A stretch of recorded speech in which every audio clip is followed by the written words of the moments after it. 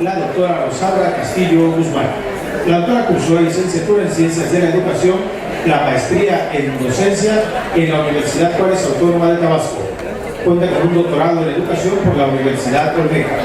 Es jefa de materia de la Dirección Académica, realizando actividades de seguimiento de planteles para su ingreso al padrón de buena calidad del Sistema Nacional de Educación Media Superior. Ha participado en procesos de formación docentes como instructora. Es revisora de proyectos de desarrollo y mejora diseñado por los directores de los centros de trabajo del Colegio de Bachilleres de Tabasco. Cedemos el uso de la voz a la moderadora de esta conferencia, doctora Rosaura Castillo Guzmán.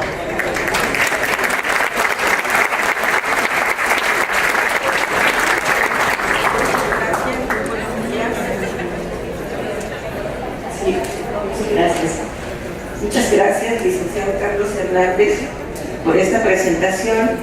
Y también, bueno, agradecemos al maestro Carlos Santos Ancira su presencia en este evento tan importante para el Colegio de Bachilleres de Tabasco y especialmente para la educación media superior. Para nosotros estos 3 días de ejercicio, vamos a llevar un ejercicio donde se debaten asuntos importantes que están trascendiendo la toma de decisiones en la educación media superior.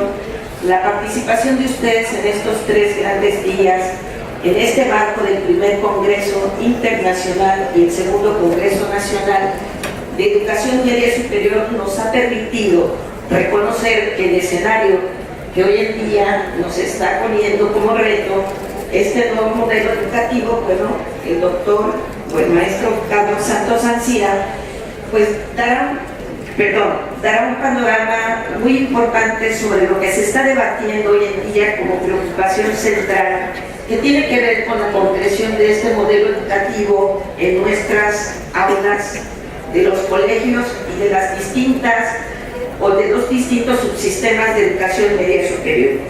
Me permito presentar de manera formal y leer un currículum breve de nuestro conferencista.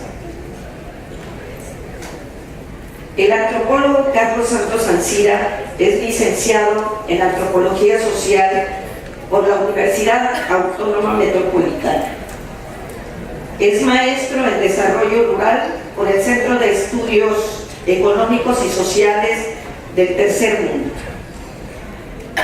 Su paso por distintas experiencias profesionales lo han llevado a desarrollar algunas actividades de investigación académica que han contribuido al desarrollo de diferentes ámbitos, especialmente en el ámbito social.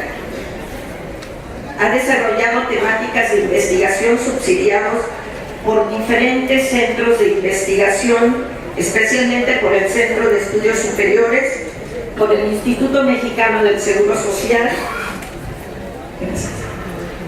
por el Programa de Investigación Social en Población de América Latina, así como el Centro Nacional de Investigadores de Asuntos Agrarios, por la Comisión Nacional para la América Latina. Las investigaciones han tenido un impacto importante en el área de la producción campesina, en el trabajo familiar, en la organización y producción de medios ambientes. Estas son algunas de las contribuciones que él ha tenido en este desarrollo del campo educativo, especialmente en investigación social.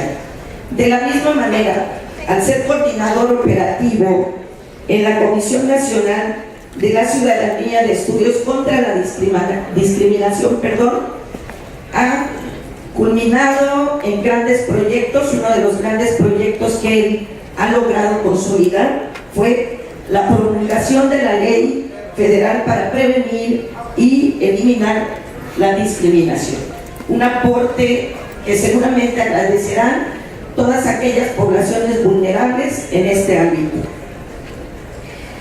Su caminar por el ámbito administrativo, es decir, por la administración pública, le ha permitido también hacer unos aportes interesantes. Ha trabajado mucho en el ámbito social.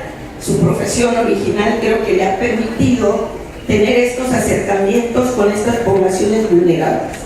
Y es en ese sentido que se ha desempeñado como director general adjunto en la coordinación de asesores de la Secretaría del Desarrollo Social, fue director de operaciones de DICONSA, asesor y subsecretario de Desarrollo Urbano y Ordenación del Territorio. También fue participante de este programa de Ceresol, donde además tuvo tareas importantes para desarrollar el impulso social.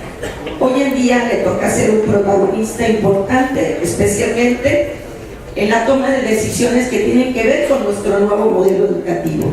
Este modelo educativo que está siendo discutido en varios escenarios de corte académico como este. Y creo que es el escenario perfecto para que desde este rol que hoy le toca desempeñar a partir de julio del 2008, es el director general del Bachillerato de la Secretaría de Educación Pública. Agradecemos la presencia del antropólogo Carlos Santos Ancira para que ponga en este momento y el día de hoy aboga nuevamente la discusión sobre el modelo educativo y su concreción en los programas de estudio, y analizaremos desde aquí el impacto que puede tener, los aportes que nos venga a ofrecer. Bienvenido nuevamente, ese es su video de salud.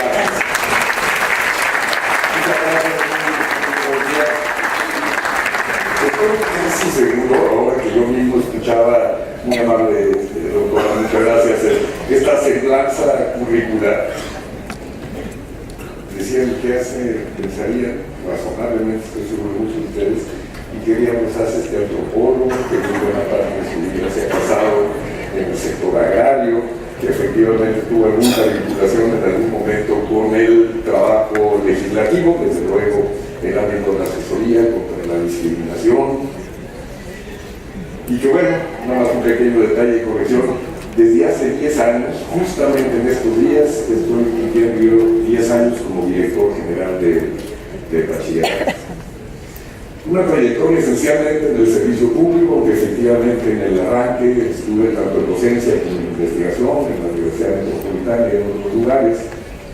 En el servicio público, una carrera ya más larga de lo que uno pudiera haberse imaginado al arrancarla, al empezarla, pero en la cual, por circunstancias que no siempre quedan muy claras, pues una tercera parte de estas alturas, más o menos una tercera parte de esta trayectoria ha sido ahora sí en esta responsabilidad en el ámbito de lo educativo. Más allá de platicar acerca de cómo llego, cómo accedo a este espacio, lo que sí puedo decirles es que ha sido una estupenda oportunidad para ir concretando algunas de las obsesiones que tenía desde el inicio de mi carrera profesional. Esta posibilidad, valorando y entendiendo el sentido, el peso específico de lo educativo, la formación de las personas, el hecho de poder a lo largo del tiempo incidir, por ejemplo, en cuanto a la ampliación de la cobertura de los servicios educativos, precisamente en aquellos lugares donde, a partir del análisis, empieza a resultar claramente obvio que es deficiente en las zonas más marginadas, en las zonas más aisladas, genéricamente en las zonas rurales y particularmente en las zonas indígenas. Haber podido participar en términos de diseño de servicios educativos que pudieran llegar hasta estas localidades y estos espacios es sin duda una concreción de algunos de estos proyectos, obsesiones, decía yo, del proyecto de vida.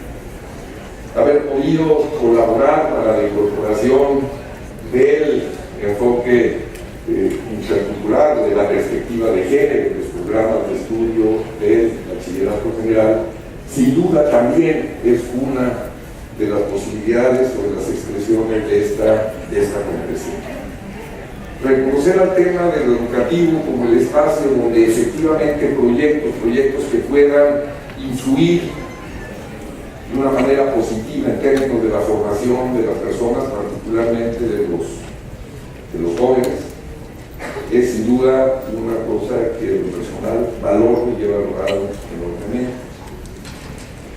Estos últimos 10 años, un poco más de 10 años, han sido, creo yo, hasta donde me he podido informar, revisando los antecedentes, absolutamente claves en cuanto a el derrotero seguido por la educación media superior. Probablemente ustedes sepan que hasta 2005 ni siquiera existía una subsecretaría de educación media superior en la Secretaría de Educación Pública. Era como un nivel educativo que todo el mundo conocía, seguramente todos los que estamos aquí o que todos habremos transitado por él, pero que ni siquiera tenía un espacio institucional propio.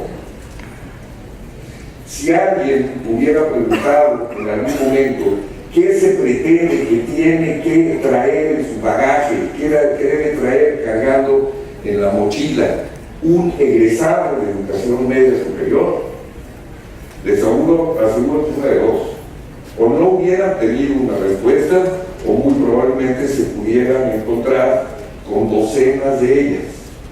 Literalmente expresión de esa enorme diversidad, pero también fragmentación de los servicios de educación media superior. Tal vez todos tengamos una idea más clara de qué debe saber, qué debe poder hacer, qué debe poder entender un egresado de básica, y sin duda también un egresado de una carrera universitaria. Pero esto no se había intentado, por lo menos en el entorno del espacio institucional mexicano, hasta la fecha muy reciente.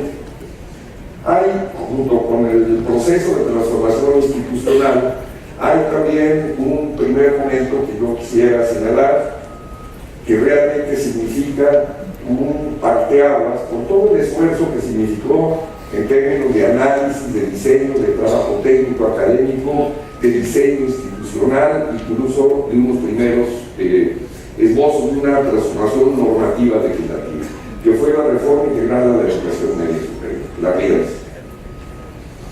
Se definieron marco curricular común, un conjunto de competencias, empezamos a discutir y a trabajar entre todos con respecto a qué debería ser lo que debe saber y cuáles son las habilidades y cuáles son los problemas, etcétera, de un egresado de educación media superior, independientemente del subsistema que se tratara. Esto no es menor, tampoco creo que esté plenamente acabado. Yo no sé si algún día vaya a estar plenamente acabado. Lo que sí es cierto es que nos obligó absolutamente a todos nosotros a reflexionar qué es eso. A través de la definición de algunas de las competencias que ahora se fortalecen con las socioemocionales, se empieza no a descubrir el conocimiento acerca de qué son estas personas que tienen entre 15 y 17 años y en qué están viviendo y en qué están pensando, pero sí se hace un esfuerzo por tratar de redefinir y de definir cuál es la propia responsabilidad, cuál es el alcance del trabajo en el ámbito del educativo con respecto a esta peculiar población, a este segmento de la población que tiene un conjunto de atributos que psicólogos ciertamente habían investigado, pero que no habían puesto en este contexto. Si esto fuera poco, también recibimos en nuestras escuelas, en nuestros planteles, a personas que entran y ya en realidad no son niños, nada más faltadas, son adolescentes, pero que por lo menos en términos formales y legales y en muchos más, salen adultos, más o menos a los 18 años de edad, casi junto con su certificado de bachillerato, estarán obteniendo su credencial del IFE y muchas cosas más, lo que esto significa. Cuestiones de entorno. Si leemos las noticias, si revisamos los periódicos, oímos los noticieros, sabemos que en este terriblemente complicado periodo que le ha tocado vivir a este país, a nuestro país, en los últimos años, tranquilamente, fácilmente podemos reconocer a esta población, a este grupo de edad dentro de la población, como un grupo en condición de alto riesgo, sujeto a muchos riesgos, a muchas amenazas, y donde suponemos, y creo yo que con fundamento, que más allá de lo que sin duda tienen que obtener como recurso para enfrentar esta vida en su propia casa, en la escuela, en los planteles, tenemos una responsabilidad fundamental. Si lo pusiéramos estrictamente en términos de tiempo, es muy probable que los chavos pasen más tiempo despiertos, activos, atentos, escuchando, interactuando en el plantel de la escuela que en su propia casa. Yo soy de los que se niegan a aceptar que a la escuela se le achaquen todas las responsabilidades y todos los males que aquejan a la sociedad. Me parece estúpido, es una sobresimplificación y es muy cómodo para muchos. No lo acepto. Sin embargo, sí reconozco que tenemos un papel bien importante que jugar ahí. No es de balde que estén ahí, que interactúen, que lo veamos en su interacción con los otros alumnos, con todos los otros integrantes de la comunidad educativa, pero también con la propia planta docente y los grupos directivos de las escuelas. Cuando alguien se plantea, como fue en el caso de Gabriel, 2008, 2009, y ahora en el contexto de la reforma educativa que se ha impulsado en el tiempo de la actual administración, con la actuación, desde luego, de actores fundamentales como el Poder Legislativo, etc., uno dice, ¿y esto tiene que ver con la discusión acerca del modelo educativo? ¿Tiene que ver con la revisión y la reflexión acerca del diseño curricular, de cuáles son las asignaturas, de cuáles son los contenidos disciplinares de estas, de cuáles son sus interacciones, de cuál es la relación y la forma de participar fundamental, yo diría que uno de los dos, junto con los alumnos, de los agentes centrales del proceso educativo, que son los docentes? ¿Esto está correlacionado o no? Cuando hacemos una revisión del modelo educativo, y en particular lo realizamos en la revisión de la propuesta curricular, estamos simplemente haciendo digamos así, un trabajo de revisión bibliográfica, documental, con un enfoque disciplinar, donde veamos la coherencia o consistencia de ciertos conocimientos, donde desde ese punto de vista discriminemos, incluyamos, excluyamos y haremos una propuesta. Sin duda todo eso es importante, pero nosotros pensamos que un trabajo bien hecho en este ámbito tiene la obligación de partir de la comprensión de quiénes son nuestros alumnos, de qué pretendemos, qué hemos hecho explícito, que debemos lograr, motivar, desencadenar en los procesos personales de vida de estos alumnos como parte de su trayecto de vida. Entonces, el trabajo en estos términos se vuelve francamente apasionante. Sabemos de lo que estamos hablando.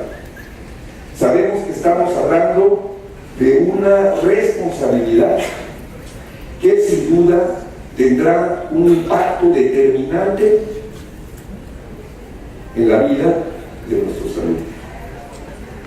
Y que de mala manera, una de las posibilidades y una de las expresiones de esto es que por diferentes circunstancias, no forzosamente imputables a nosotros o nuestro trabajo, una de esas rutas sea precisamente la de abandonar los estudios.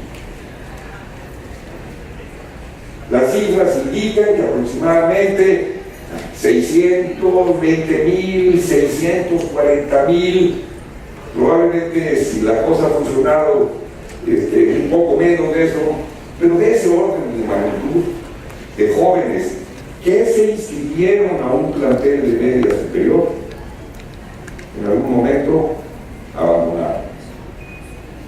¿Por qué? Porque era una chavilla y se embarazó y las circunstancias personales le hicieron abandonar, porque una catástrofe de otro tipo, de salud, a lo mejor en el entorno de la familia, hizo que hubiera otro tipo, se descompusiera, digamos, el equilibrio económico y tuviera que irse a sanear y abandonar. Todo esto es cierto, pero también, y lo sabemos, muchos chavos abandonan por razones que podemos calificar de estrictamente académicas. Probablemente no todas imputables a nosotros, pero eso es lo de menos.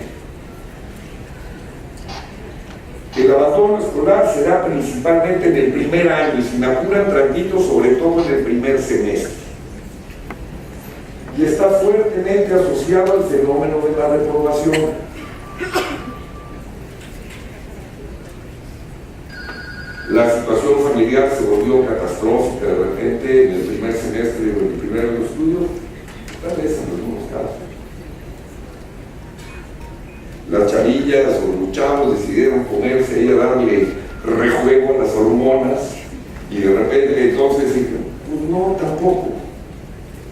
En realidad es convicción que tenemos mucho que hacer en términos, qué sé yo, de evitar una de estas rutas, una muy mala ruta, en el destino, en el trayecto de vida de los chavos, en este caso el abandono, y tiene que ver con la escuela. Pero desde luego, también tiene que ver con todas las otras posibilidades que hay en la vida de una persona cuando está transitando por esta edad. Entre otras, por ejemplo, estar en condiciones y en capacidad de transitar hacia la educación superior. Ni más ni menos. Existe sobradísima evidencia de que sigue siendo absolutamente relevante en términos de un proceso de movilidad social el acceso a niveles superiores de educación. Pues no es poca cosa tampoco si logramos, como es el caso, que proporciones muy amplias de nuestros alumnos estén preparados y en condiciones de pelear por un espacio de educación superior y después, para que no les suceda lo mismo que a nosotros nos sucede en el primer año de nuestros planteles, esos chavos que entraron a la educación superior estén en condiciones, tengan todo este conjunto de elementos que les permitan transitar exitosamente por la educación superior.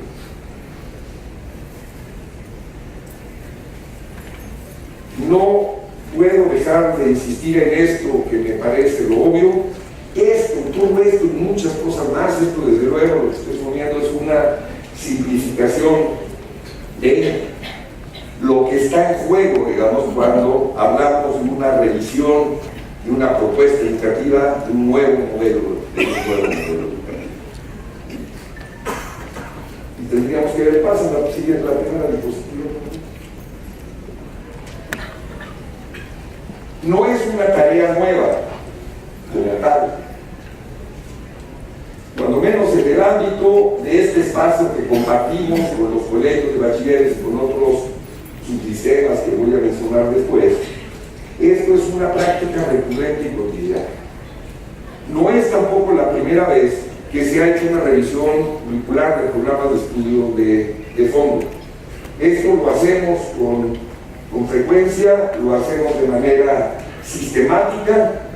Lo hicimos con una revisión muy amplia de toda la propuesta cuando el inicio de la reforma integral de la educación media superior. Lo hemos hecho de manera sistemática también entre el 2012 y el 2016, incorporando enfoque intercultural, perspectiva de género, haciendo revisión de competencias relacionadas con las humanidades, etc. Y ahora, en este momento, estamos en la perspectiva de hacer esta actualización de programas de estudio en el marco del nuevo modelo educativo que, como les decía, en sentido estricto, es uno de los elementos fundamentales que se ha planteado dentro de la reforma educativa. Todos recordarán estas críticas, estos cuestionamientos respecto a que la reforma educativa es esencialmente un proceso de tipo administrativo, laboral, etc. Y yo creo que la falta de una perspectiva de conjunto considerando los diferentes elementos y componentes. Afortunadamente, digamos, ha llegado el momento efectivamente de completar esta cuestión. En sentido estricto, este momento que nos encontramos es inentendible si no entendemos esta secuencia de la formulación de las consideraciones de los elementos generales de la propia reforma educativa, en donde desde un inicio se marcaba esta etapa, la realización de diferentes procesos de consulta. Yo estoy seguro que varios de ustedes pueden haber participado en los foros de consulta que en todo el país se desarrollaron con respecto a este tema, a esta discusión. A mí me tocó, afortunadamente, fue un elemento que nos ayudó a entender muchas cosas y en el cual todo su sistema, la Dirección General del Bachillerato, y desde ese entonces en comunicación con el Colegio de Bachilleros, nos dimos cuenta de una amplísima presencia docente y de participación en estos foros. Entonces, se marca plenamente en este propósito y se participa activamente. Yo lo señalo porque esta cuestión de los foros y la forma en que se plantea, porque hasta donde yo entiendo, no ha sido la marca de la casa en los procesos de transformación de las propuestas académicas el hacer que esto constituya o se funde en espacios de participación, y en particular espacios de participación de los docentes y de las academias en representación de los docentes, y esto sucedió ampliamente. Cuando entendimos, digamos, cuál era la ruta que venía, tratamos de responder a ella y de responder con oportunidad. Esto significaba la construcción de una ruta de trabajo y que queríamos desde el principio que tuviera como un componente, como una característica fundamental, el propiciar la más amplia participación posible. ¿De qué universo estamos hablando? En el caso de la Dirección General del Bachillerato, tenemos, ustedes pueden conocerlo, centros de estudios de bachillerato y preparatorias federales Lázaro Cárdenas, en este último caso en Tijuana, en 24 entidades federativas del país. Tenemos nuestra relación fundamental en términos de peso específico y alcance con los colegios de bachilleres de las entidades federativas. Sin duda, es su sistema de educación media superior más grande en sí mismo de todo el país.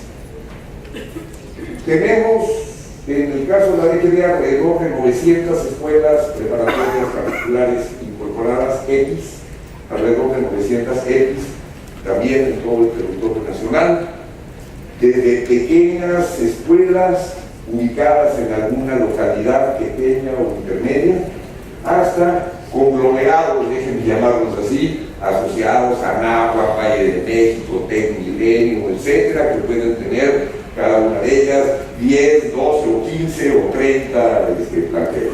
Es una relación, cientos de miles de alumnos, por supuesto, es una relación importantísima, digamos, en nuestro trabajo, que no siempre está a la vista. Y las preparatorias federales por cooperación. Estamos hablando alrededor de 100 preparatorias, también con una amplia distribución geográfica, y aquí nuevamente con una diversidad en términos de sus dimensiones, ubicaciones rurales, urbanas, capacidades muy distintas, pero que sin duda es un universo muy importante. Ahí estamos hablando de un poco más de 20.000 años. Si hacemos cuentas de esto, estamos hablando alrededor de 1.700 planteles en todo el país, y una matrícula que se acerca al 25% de la nacional. Estamos hablando de 1.200.000, 1.300.000 alumnos. Tendríamos que considerar también que la mayoría de las entidades federativas en el país, donde existen sistemas estatales de bachillerato, la inmensa mayoría, 27, fueron 26, fueron, otra vez que hicimos la cuenta, traen de modo propio la propuesta académica de la Dirección General del Bachillerato como la base de su operación y funcionamiento. Ustedes pensarán que todo este rollo es para estar tasaneando de qué poderoso no. El verdadero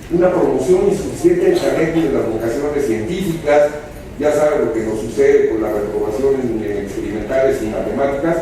Yo no creo que tengamos una cara genética en este país que nos impida ser exitosos en el aprendizaje y en el uso de las matemáticas. De ninguna manera. Y tenemos un problema claro en términos de reprobación muchas veces, y esto pone los pelos de punta, incluso que ese sea un elemento determinante en muchísimos de los casos para hacer una elección de qué carrera estudiar. Para pensarse y para actuar en contra de esta percepción. Nos han dicho, nos han señalado muchas veces esta insuficiente articulación con la educación básica. Diagnóstico creemos que nos ayuda porque problematiza, porque define posibles rutas de actuación y de trabajo. Ese es el sentido. No era un ejercicio de autoflagelación, no es un ejercicio de autoflagelación ni una aproximación al muro de los es elementos para trazar contenidos y elementos específicos de una ruta de trabajo. ¿Qué propósito nos planteamos?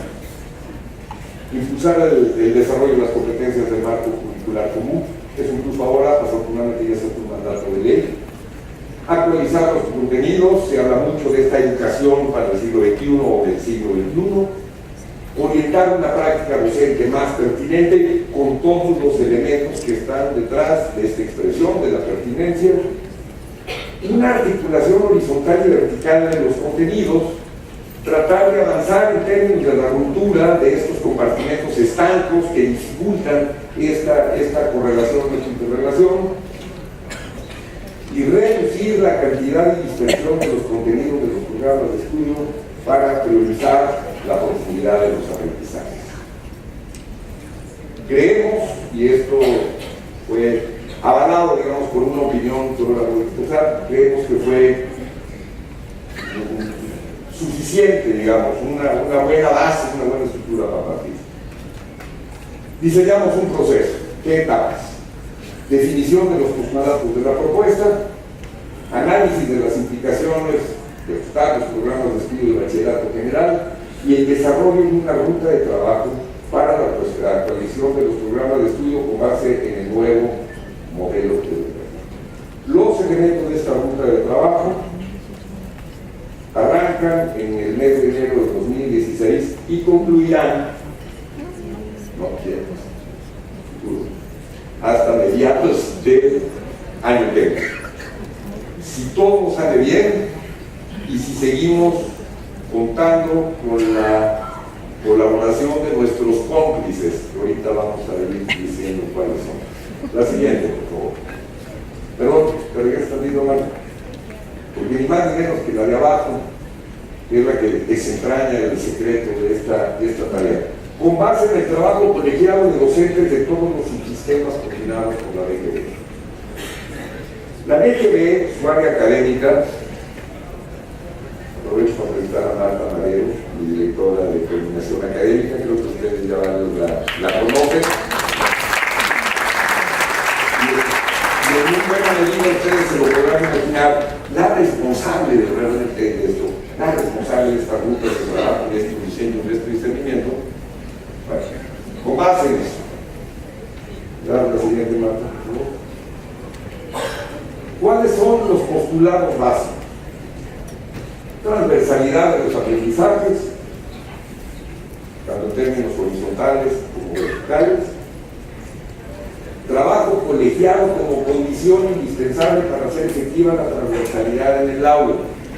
Cuando hablamos de que se hemos logrado que se trabaje o no y las que se generen competencias, cuando hemos hablado acerca de cómo desarrollar los procesos formativos de los profesores, etc., yo les anticipo una que es una conclusión personalísima. Los cursos, las formaciones, los encuentros son importantísimos, pero yo estoy convencido que donde se genera tanto las capacidades como el compromiso y el involucramiento de los docentes en un nuevo proceso, es en los planteles, es con el trabajo colegiado en los propios planteles. Difícilmente Illuminatis externos vienen y nos echan un rollo que de repente hace que nuestra mente se abra a la comprensión. No, no es cierto. es el trabajo cotidiano, el trabajo en las academias, la discusión con los compañeros, el identificar qué nos ha funcionado, qué no nos ha funcionado, no nada más en términos del registro de un conocimiento de los alumnos, sino hasta de sus propias reacciones. Coincido con algo de lo que se dijo antes, hasta con sus reacciones emocionales. Déjenme llevarlo al extremo. En algún momento somos capaces de generar pasión en nuestros alumnos ante la exposición de algo en el aula. Porque yo estoy convencido de que aquello, si se logra generar este destello de pasión, de curiosidad, de pasmo, de sorpresa, de admiración, de gusto, estoy seguro que eso no solo va a ser un aprendizaje, una comprensión para siempre, sino que va a desencadenar también el que ese gusto, esa adicción por el reconocimiento de la brillantez, el conocimiento de lo genial de algo que alguien descubrió, supo, inventó, informó, etc., se conserva para toda la vida. Los estudiantes deben tener algún sentido lo que están y alguna posibilidad de aplicar lo que están viendo en el aula. Esto se ha planteado también en muchísimas ocasiones en su vida cotidiana. Los productos específicos de su aprendizaje, promover comunidades de aprendizaje en ellos mismos también. Lo decíamos ahorita para los docentes, los alumnos, que discutan, que se peleen, que argumenten, que debatan. Yo creo que se ayuden, que colaboren. Ese es otro elemento. Me cayó que bien como antecedente de práctica la anterior colega Lleneras de hay una discusión permanente y nosotros la vivimos en el aula de manera permanente. La frasearía un poco, doctor. Cooperación o competencia. Y las dos van a estar presentes. Y es sano que las dos estén presentes. ¿Cómo hacemos que una no unifique ni avasalle a la otra? Pero en este caso estamos descartando porque efectivamente creemos que ese sería el valor a rescatar. Le ponemos el énfasis, pues, a este esquema de colaboración. Sí, ¿no? ¿Cuáles eran las implicaciones, el análisis de las implicaciones de esta ajuste? Tenemos un plan y programas de estudio que funcionaban, que están estructurados, etcétera, etcétera. Teníamos que hacer cambios que conserven esto, porque además, ustedes lo saben mejor que yo, este es un ferrocarril que nunca se detiene. Los cambios, transformaciones, adecuaciones se hacen en movimiento. Esta operatividad, la coherencia de estudios, los factores hasta de tipo, no solo académico, sino a lo mejor hasta laboral, para armar una estructura educativa, académica, etc. Muy lento, pero bueno. La necesidad de concentrar esfuerzo en un análisis cuidadoso de los contenidos, orientar el ajuste a la flexibilización del currículum, en muy buena medida aligerando la cantidad de contenidos y enfocando los aprendizajes clave, modificando el formato de los programas. Pretendemos que los programas sean un instrumento de trabajo para los docentes y que los ayuden para sus labores de planeación y de organización del curso, a partir de la definición de aprendizajes esperados y un proceso amplio de participación que involucre el conocimiento reciente. ¿Cómo se hizo todo esto? ¿De qué vamos? 9 reuniones colegiadas con la participación de alrededor de 340 docentes de todo el país y de todos los subsistemas coordinados. Análisis y validación de formatos y lineamientos psicopedagógicos, competencias genéricas, componentes de formación para el trabajo, elaboración y validación de los programas de componentes de formación básica y su validación en la academia. La presentación, desde luego, la vamos a dejar. ¿Qué es lo que quiero destacar aquí? No eran reuniones para ir a escuchar un rollo donde alguien llegue a capacitar. Reuniones de trabajo con docentes experimentados en términos del conocimiento de su asignatura y del desarrollo curricular, se juntaron en la Dirección General de Bachillerato y espacios que nos prestaron para literalmente reescribir, diseñar, analizar y después validar. Si echamos lápiz, estamos hablando de entre 14.000 y 15.000 horas de trabajo. Esto solo fue posible por la generosidad y la cooperación de todos los subsistemas involucrados, por supuesto que de manera destacadísima los colegios. aquí un reconocimiento, porque literalmente todas las autoridades de los colegios de bachilleres, y por supuesto no iba a ser de excepción mi amigo Jaime, doctor, Colegio de Bachilleres de Tabasco, como siempre, presente, participando, apoyando de manera destacada este proceso, pues esto cuesta una millonada. Y yo les decía hace rato, ¿sí? Recurrimos a expertos para desarrollar todo este trabajo. ¿Saben qué expertos? Nuestros docentes. Nuestros docentes que se han comprometido con nuestras instituciones, que han trabajado con compromisos con los chavos a lo largo de muchos años, que conocen su trabajo y que saben de lo que están hablando. Cuando hablamos, porque de repente se usa ese término acerca de quiénes son los expertos, aquí tenemos a los expertos. Los expertos están con nosotros. No, regresa al anterior, ahí están esos. ¿Cuáles son las reuniones que tenemos previstas? ¿Cómo está planeado por ahí? Vamos, ¿no? Hay que ponerle con mucho más detalle. ¿Qué falta?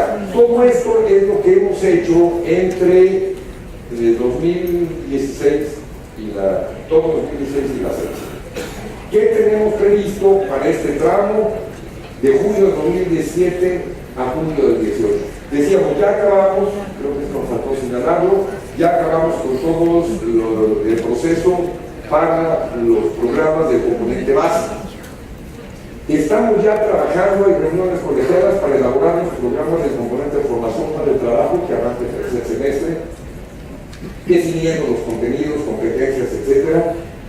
Está en elaboración y validación de los programas de estudio del componente de formación propedéutica, de trabajo, para llegar a la validación de programas de estudio del tercero a sexto. Es decir, seguimos en la ruta de aquí a fin de año, formación para el trabajo, el primer semestre del año que entra, formación propedéutica, y a mediados del año estaríamos validando y entregando todos los programas de estudio.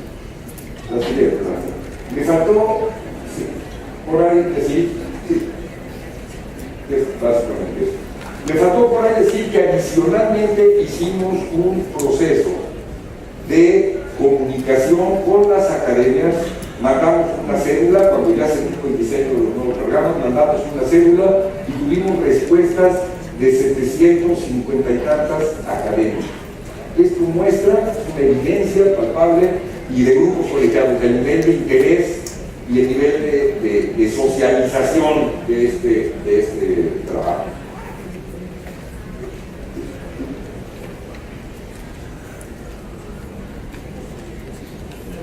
Es un mundo de gente. Es un esfuerzo de veras descomunal y es un esfuerzo que nosotros valoramos, reconocemos y agradecemos con toda sinceridad, sin formulismos y sin cumplimiento a protocolos. De veras estamos agradecidos de que tanta gente esté dispuesta a poner a nuestra disposición, y cuando digo nuestra, a la disposición de todos los que nos movemos y participamos en este contexto para lograr un producto de valor. A modo de estricta representación simbólica de la magnitud de este trabajo, yo por supuesto que no podía dejar de aprovechar la oportunidad para, repito, como un símbolo, como una expresión que abarcaría, digamos, este nuevo esfuerzo, quisiera mencionar con nombre y apellido a 3 docentes del Colegio de Bachilleres de esta hermosa entidad federativa de Tabasco, que participaron e hicieron su colaboración acá. Me dicen que están en la sala Héctor Fernández Acosta Fuentes. Héctor.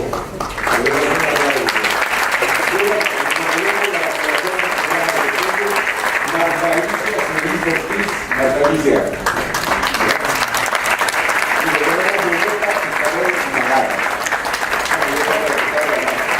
Queremos expresar el más sincero agradecimiento.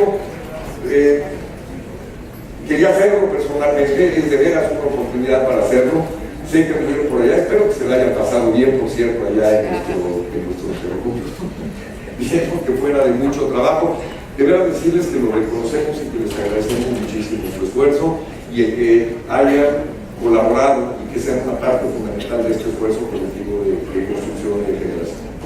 Pues de veras, pues, muchísimas gracias. Quería aprovechar esta oportunidad para que pudiéramos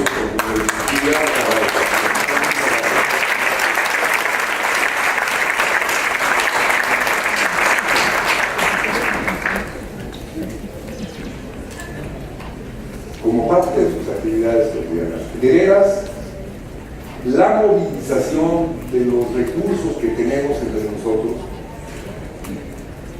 Aprovecho para soltar de mi ronco pecho otra cosa. Indigna y molesta la construcción de un ambiente social fuertemente influido por los medios, en donde pareciera encontrarse algún tipo de gozo o la pretensión, en el mejor de los casos, creo yo, del trazo de una ruta hacia la mejora, en términos de la descalificación y el no reconocimiento de las capacidades de nuestros docentes. Pareciera haberse puesto parte, para algunos, parte del deporte nacional, el estar descalificando y el estar en este sentido afectando y denigrando no solo a las personas, sino también a las instituciones y probablemente en una instancia también, y de manera fundamental, al sistema educativo nacional y a la educación pública. Para mí esto resulta completamente inaceptable. Tenemos toda la razón quienes estamos convencidos, porque lo sabemos y porque vivimos con ello cotidianamente,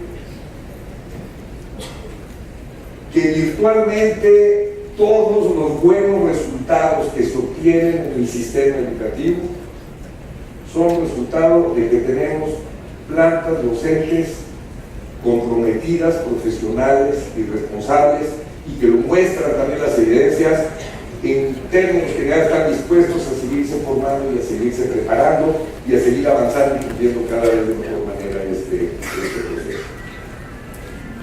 Eso, creo yo, es necesario dejarlo perfectamente claro y subrayarlo y decirlo en absolutamente todos los foros.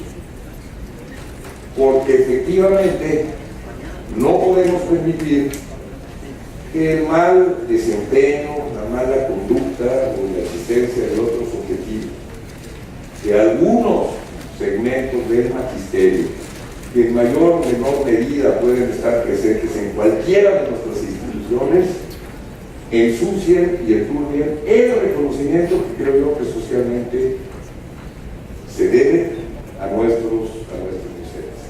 Entonces, esto sale un poco del tono, digamos, de la presentación misma y del momento de un foro esencialmente académico, pero creo que quienes tenemos la responsabilidad de conducir un servicio educativo tenemos múltiples responsabilidades, no nada más la de la seriedad y el rigor técnico del producto, sino de la consolidación y el reconocimiento de este trabajo, de este esfuerzo colectivo que se hace.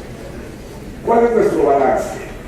En el marco de la reforma educativa, la DGB y los subsistemas coordinados hemos dado respuesta oportuna a las directrices del nuevo modelo educativo. Estaremos en condiciones, esto se hará el anuncio junto con los otros subsistemas, de arrancar puntualmente la implementación del nuevo modelo educativo al inicio del ciclo escolar 2017-2018. Mediante el trabajo colegiado se generó un proceso de participación y colaboración que recupera todo el hecho. Déjenme darle otro nombre. Es claramente una estupenda expresión de esto que en algún momento voy a nombrar y que pocas veces se ve, que es federalismo educativo. El compromiso, digamos, entre todas las instancias involucradas y relacionadas para el logro del propósito es absolutamente destacable y en muy buena medida inédito. Y con el propósito de mejorar los aprendizajes de la práctica docente, se atendió la necesidad de revisar el currículo, actualizarlo, articularlo, etc. ¿En qué cambiaron los programas? Se disminuyen contenidos en un promedio alrededor del 30%, creemos que es bastante significativo. Se analizaron incluyendo los ejes transversales, se incorporaron lo fundamental al enfoque de la ubicación de asignatura y los bloques de aprendizaje, los ejes transversales, la ubicación de asignatura y bloques de aprendizaje. Se incluyó la relación de los bloques de la asignatura con los aprendizajes clave del nuevo modelo por campo disciplinar y se incluyen en cada bloque los elementos previstos en el planteamiento curricular del nuevo modelo. Esta es más o menos la estructura que tienen los programas: campo disciplinar, aprendizajes clave, ejes, componentes y contenidos centrales, contenidos específicos, conocimientos, habilidades y actitudes para llegar a aprendizajes esperados que están explícitos y claramente definidos. Algunas conclusiones, a ver si están de acuerdo conmigo. Creemos que todo este trabajo, el resultado de este trabajo, impulsa la profundidad de los aprendizajes, evita la dispersión curricular y favorece la transversalidad y orienta en mejor forma la práctica docente. El ejercicio permite capitalizar la experiencia docente en la aplicación del plan de estudios vigente, profundizando la concepción del enfoque por competencias. Se trata de un esfuerzo de flexibilización al currículo, al disminuir los contenidos, y atiende el aprendizaje y experiencia de los diferentes actores respecto al logro gradual de las competencias. Da cabida a ejes transversales que son fundamentales para la formación integral de los alumnos. La ruta está planteada alrededor del trabajo colegiado docente como la única vía, como decíamos, para construir soluciones a la problemática de los aprendizajes y hacer efectiva su transversalidad. Y como no existen soluciones permanentes y definitivas, está previsto establecer mecanismos continuos de interacción para realizar los ajustes que sobre la marcha se requieren. Creemos que es un tema claro. No es un diseño, se hizo el trabajo, nos podemos operar con él y ya veremos. No, tenemos que estar atentos, tendremos que identificar qué funciona, qué no funciona, ajustes, interacciones, lo que sea. Construir los mecanismos, porque esto no se dé automático, para que podamos tener espacios de discusión y reflexión sobre esos planteamientos, para que en su casa, yo lo anticipo, no será ninguna novedad, y introducir los ajustes y transformaciones que en su caso se requieren. Reflexión final. Decíamos, todo este trabajo va más allá de la conclusión de un trabajo técnico. Tiene como fin último el logro de los propósitos de la reforma educativa. Eso no es lógico. Pero ¿cuáles son estos propósitos? Garantizar la calidad educativa, mejorar los desempeños y la formación de maestros y alumnos, proveer un sistema de desarrollo profesional docente equitativo y que atienda al medio, procurar la equidad e inclusión en las escuelas, promover la autogestión y mejorar las condiciones de equipamiento e infraestructura. Se los digo sin ningún recato ni pudor. Yo voto a favor de cualquiera de esas cosas. Se los digo con todas sus letras. Nos parece razonable o no mejorar y garantizar la calidad de educación, mejorar los desempeños, trabajar. No son condiciones dadas, son parte del esfuerzo y del propósito del trabajo cotidiano. Por eso yo puedo pronunciarme con mi compromiso de avanzar en términos de logro de los propósitos de la reforma educativa. ¿Qué esperamos que esto signifique para nuestros alumnos? ¿Por qué decíamos, ¿por qué hacemos esta cosa? ¿Por qué nos metemos a revisar y nos juntamos y discutimos y reelaboramos? En lugar de menos porque esperamos que algo pase después de que todo esto se haga y se materialice y se concrete en el aula. Esperemos que algo pase. Y que algo pase en términos de que si esto no mejora los resultados, las condiciones, las metas de nuestros alumnos, con todo respeto, qué divertida nos dimos, chambeamos muchísimo y no sirvió para maldita la cosa, no sirvió para absolutamente nada. No estamos haciendo un ejercicio intelectual, no estamos produciendo una bella pieza de literatura académica, no, estamos pensando en cosas que transformen prácticas y que se reflejen en resultados. Y los resultados sencillamente en qué pasa o no pasa con nuestros alumnos. Ahí está un poco el foco. Y creo yo, necesitamos hacer un esfuerzo para mantenerlo permanentemente en nuestra atención, diría nuestra atención. Efectivamente, ¿cómo lo hacemos? Los alumnos se aburren, abandonan la escuela porque lo que van ahí no les sirve para nada. Lo han escuchado, ¿no? Lo escuchamos perfectamente, pues.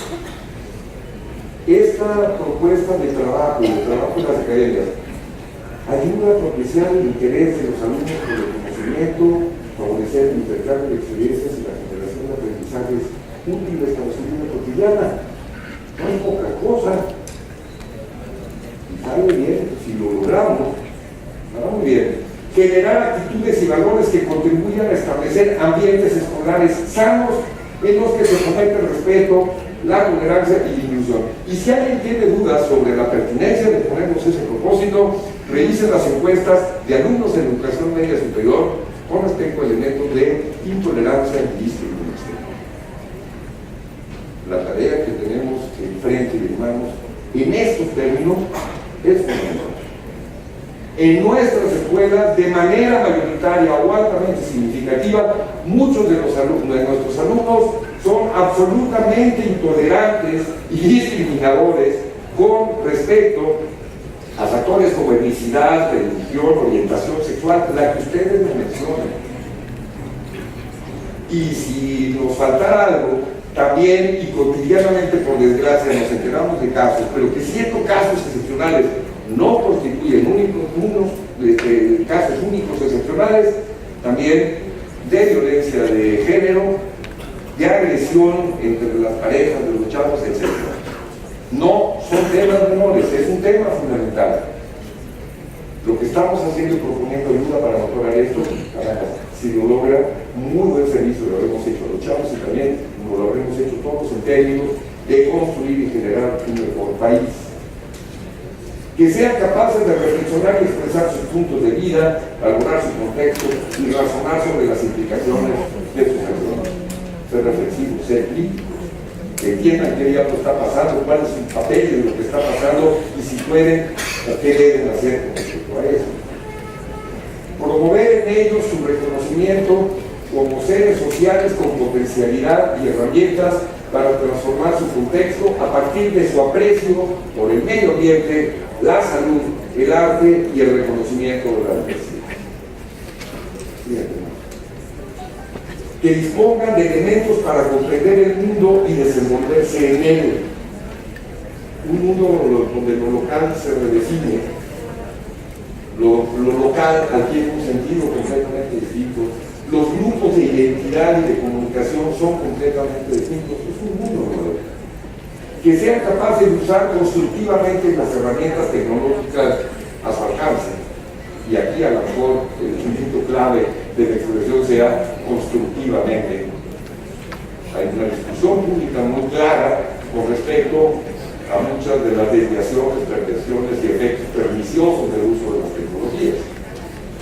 No es un tema menor tampoco. La cantidad de horas de tiempo que se pasan los chavos,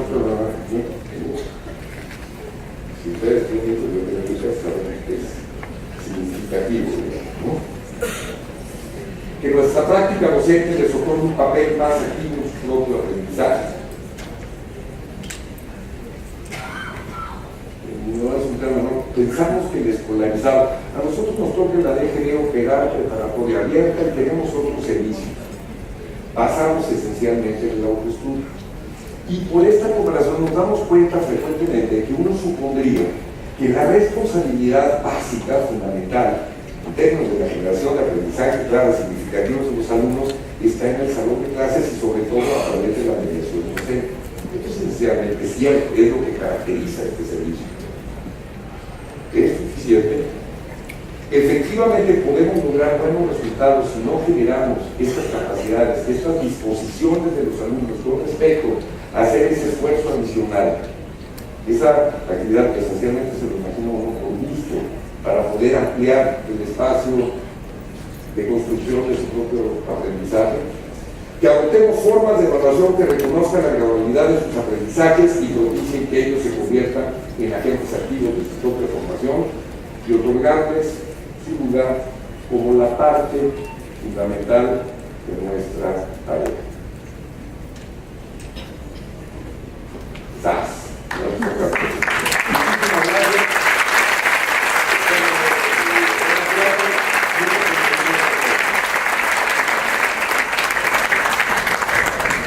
Agradecemos al maestro Carlos Santos Ancira su participación y creo que podemos recuperar algunas reflexiones importantes en torno, creo que a dos grandes ejes. Este modelo educativo que operará, los resultados favorables o desfavorables, se tienen que ver con un trabajo sustancial que lo marca fuertemente, que es por un lado el trabajo colegiado. Ese trabajo colegiado que fortalecerá la práctica en la concreción que usted señalaba en las aulas, y para ello pues los expertos que son nuestros profesores a través de un trabajo colegiado fortalecido es lo que permitirá que este modelo encuentre su sentido y su filosofía en las instituciones educativas, especialmente en las aulas. Y por el otro lado, creo que no perder el sentido educativo, que es esta base de la responsabilidad social que tenemos todos los actores en cada uno de los niveles de concreción. Las instituciones, que son los actores, que en este caso son nuestras autoridades, las escuelas, que son los centros escolares, y específicamente creo donde cae la mayor responsabilidad, que es en el aula, donde cada uno de ustedes quienes están en este momento, en este escenario debatiendo, son ustedes, compañeros profesores, ¿sí? Tenemos por ahí dos preguntitas, maestro, que es plantel 51, y dice: el modelo educativo responde a las exigencias que se plantean en el siglo XXI para desarrollar competencias en los jóvenes en el sector laboral. Si este modelo verdaderamente está respondiendo a este escenario laboral que nos está presentando este siglo. Miren, hay una discusión de fondo que es interesantísima, y esta es la pertinencia o la oportunidad del bachillerato general con respecto a otras propuestas educativas en cuanto precisamente a la formación para el trabajo. Una proporción importante de nuestros egresados, desde luego varía de un plantel a otro, de una institución a otra, etcétera, pero podemos afirmar que alrededor del 70%, y probablemente me quede yo corto, en el conjunto de nuestros egresados van a la educación superior.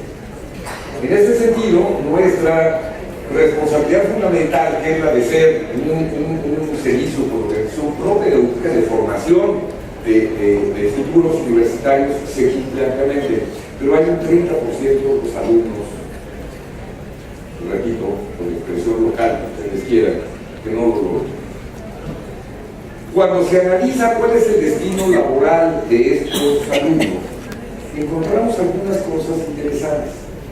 No están en una condición drástica de desventaja en términos de empleabilidad y de remuneración con respecto a los egresados de sistemas donde tienen un componente de formación para el trabajo más grande. Pareciera ser que cuando menos en términos de las necesidades del mercado laboral con respecto a egresados de estas características, egresados de media superior, la existencia de estas, que pomposamente llaman los institutos, soft skills, estas competencias suaves, como pueden ser computación, el uso básico de elementos de informática, el poder escribir o expresarse de una manera razonablemente correcta, o el poder entender textos manuales de instrucciones, etcétera, propician una inserción razonablemente favorable de los egresados del bachillerato general al mercado de trabajo.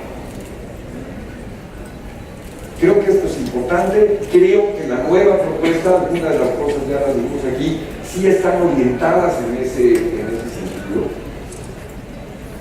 Sí tendrán como efecto, esperamos que tengan como efecto ese resultado. Aunque yo no renunciaría explícitamente, entendiendo que hay muchas cosas en la vida que determinan a la hora de la verdad los grupos a seguir, a nuestro propósito fundamental como bachillerato general de lograr que nuestros egresados transiten a la educación.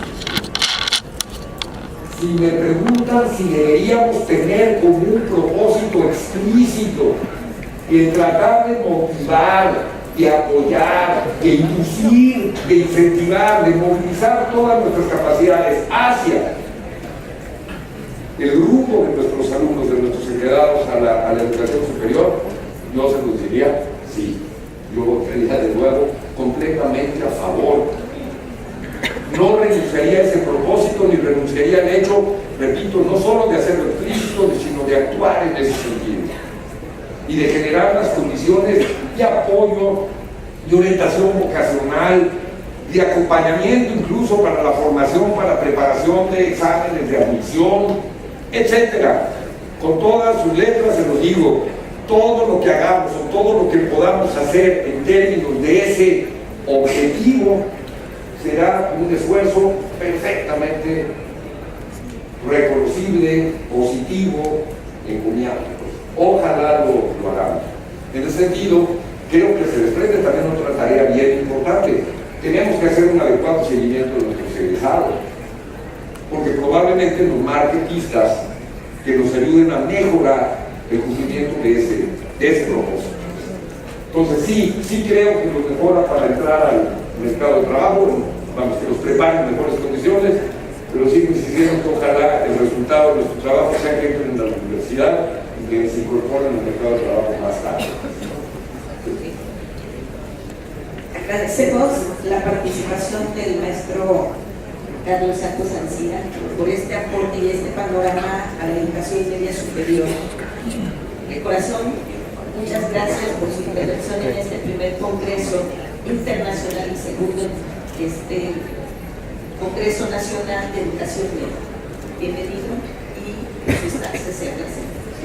Muchísimas gracias a usted y a todos.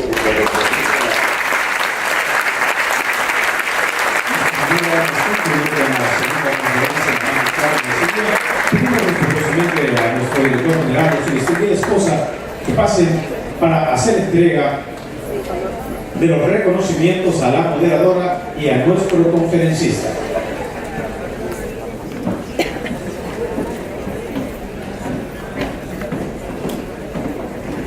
Recibe reconocimiento la moderadora de esta conferencia, doctora Rosaura Castillo Guzmán.